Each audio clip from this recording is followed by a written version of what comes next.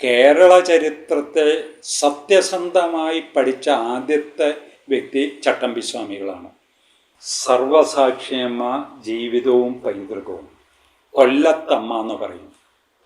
ഈ അമ്മയോടാണ് തൈക്കാട്ട് അയ്യാസ്വാമി പറയുന്നത് നാണുവാശാനെയും ചട്ടമ്പിയെയും, കുഞ്ഞമ്പിള്ള ചട്ടമ്പിയെയും മരുത്താമലയിൽ തപസ്സിന് കൊണ്ടുപോകാൻ. കാരണം അതിനു മുമ്പ് ഈ അമ്മ അവിടെ തപസ്സിരുന്നുണ്ട്. അപ്പോൾ സ്ത്രീ ശാക്തീകരണം എന്നൊക്കെ പറയുമ്പോൾ കൊല്ലത്തമ്മ എന്ന് പറയുന്ന ബ്രഹ്മജ്ഞാനാനന്ദ സർവസാക്ഷിയമ്മയുടെ ജീവിതമൊന്നും നമ്മുടെ ശ്രദ്ധയിൽ വരുന്നില്ല. അപ്പം ഈ അമ്മയുടെ ജീവചരിത്രം അത് തമിഴിൽ അത് പരിഭാഷപ്പെടുത്തിയപ്പോൾ 10,000 പുസ്തകം ചിലവായിട്ടുണ്ട്. ഈ പുസ്തകത്തിൻ്റെ ഇംഗ്ലീഷ് ട്രാൻസ്ലേഷനാണ് Bright as a Billion Suns. ഇതും അനേക പുസ്തകങ്ങൾ ചിലവായി കഴിഞ്ഞു.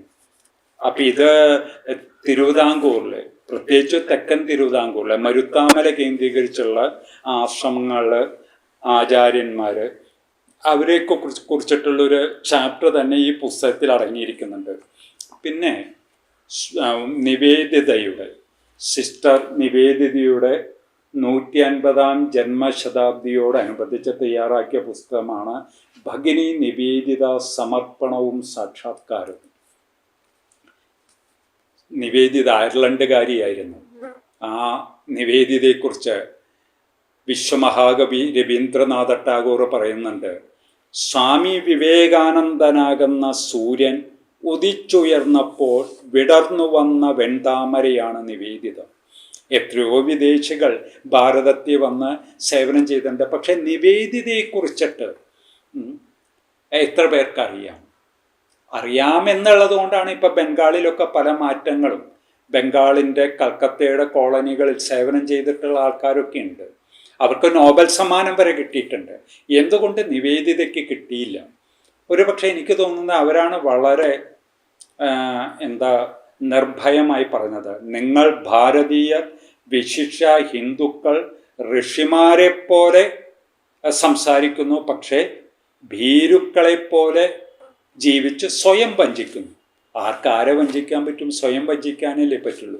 അങ്ങനെയുള്ള നിവേദിതയുടെ ജീവചരിത്രം, അതും അനേകം, പ്രത്യേകിച്ചും നമ്മൾ ആ കാലഘട്ടത്തിൽ നിവേദിതയെക്കുറിച്ചിട്ടൊരു 100 പരിപാടികൾ 2017 കേരളത്തിൽ ആവിഷ്കരിക്കുകയുണ്ടായി. അതേപോലെ സ്വാമി ചിന്മയാനന്ദജിയുടെ ജന്മശതാബ്ദി 1916 അദ്ദേഹം ജനിച്ചത്. 2016 നടത്തിയപ്പോൾ സ്വാമി വിവേകാനന്ദൻ മുതൽ സ്വാമി ചിന്മയാനന്ദൻ വരെ കേരള നവോത്ഥാനത്തിൻ്റെ നാൾ വഴികൾ എന്ന് പറഞ്ഞ് കേരളത്തിൽ 100 പരിപാടി നടത്തി. പിന്നെ ശിവയോഗിനി അമ്മ, പറപ്പൂരമ്മ എന്ന് പറയുന്ന ശിവയോഗിനി അമ്മയുടെ ജീവചരിത്രം 2023 അമ്മയുടെ ജന്മശതാബ്ദിയോടനുബന്ധിച്ച് തയ്യാറാക്കി.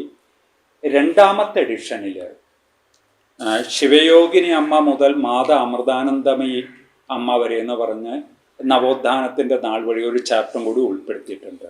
അപ്പം എൻ്റെ 25ാമത്തെ പുസ്തകം ഭക്തിപ്രസ്ഥാനം, അത് 12-ാം നൂറ്റാണ്ടിൽ തുടർന്ന് 16-ാം നൂറ്റാണ്ടിലെല്ലാം ഭാരതത്തെ മുഴുവനും നവോത്ഥാനത്തിലേക്ക് നയിച്ച ഭക്തന്മാരുടെ ഒരു ചരിത്രം, ഭാരതത്തിലെ മുഴുവനുള്ള പ്രധാനപ്പെട്ട ചരിത്രം. അത് തുടങ്ങുന്ന ദ്രാവിഡ ദേശത്ത് നിന്നാണ്. നമുക്കറിയാം, 12 സിദ്ധന്മാർ, 63 നായനാർമാർ, 12 ആഴ്വാർമാർ, അങ്ങനെ തുടങ്ങി ഓരോ പ്രദേശത്തെയും നവോത്ഥാനത്തിന് കാരണക്കാരായ ഭക്തന്മാർ. ആ ഭക്തന്മാർ എല്ലാവരും ജ്ഞാനഭക്തന്മാർ കൂടെയായിരുന്നു. അവരുടെ ചരിത്രവും കോൺട്രിബ്യൂഷനും അടങ്ങുന്ന വളരെ സംക്ഷിപ്തമായൊരു പുസ്തകം.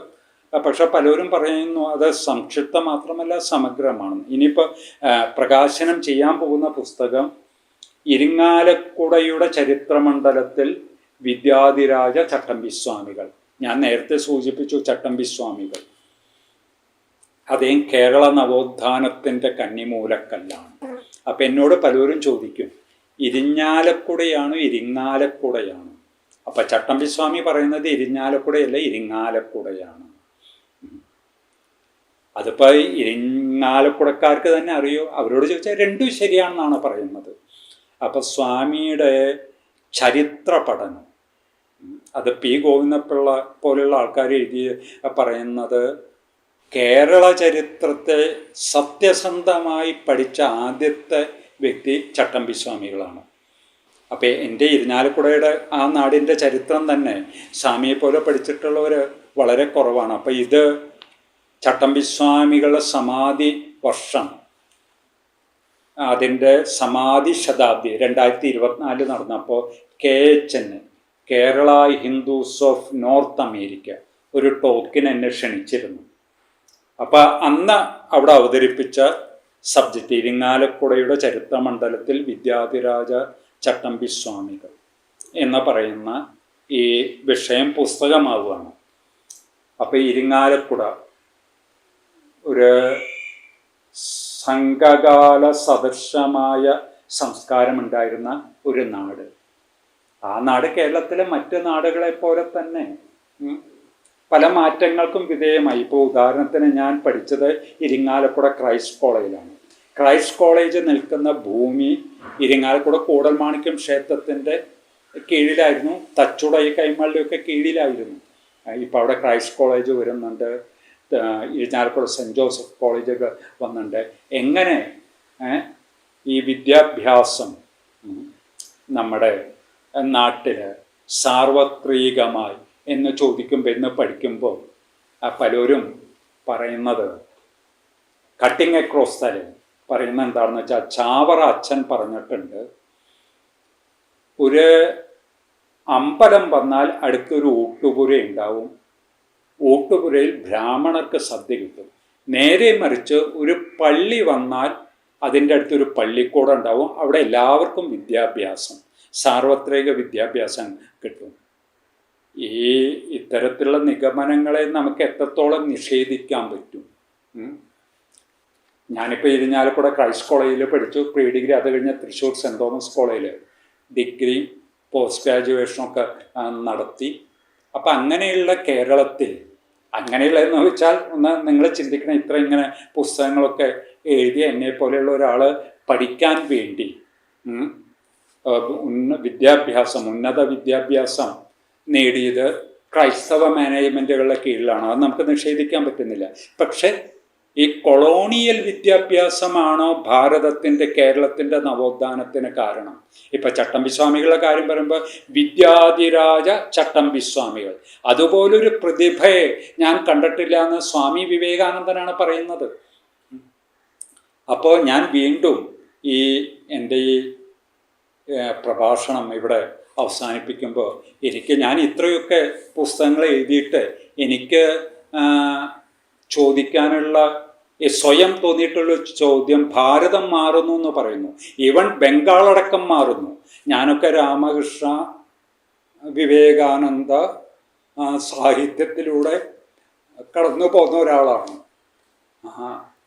ഒരു ഗുരുപാരമ്പര്യ ഗൗരവം, അല്ലെങ്കിൽ ഇംഗ്ലീഷ് വിദ്യാഭ്യാസം നേടിയിട്ടുള്ള ഒരാൾ ഞാൻ ഈ മാർഗത്തിൽ കൂടെ കേരളത്തിൻ്റെ അങ്ങോളം ഇങ്ങോളം സഞ്ചരിക്കേണ്ട ആവശ്യമില്ല.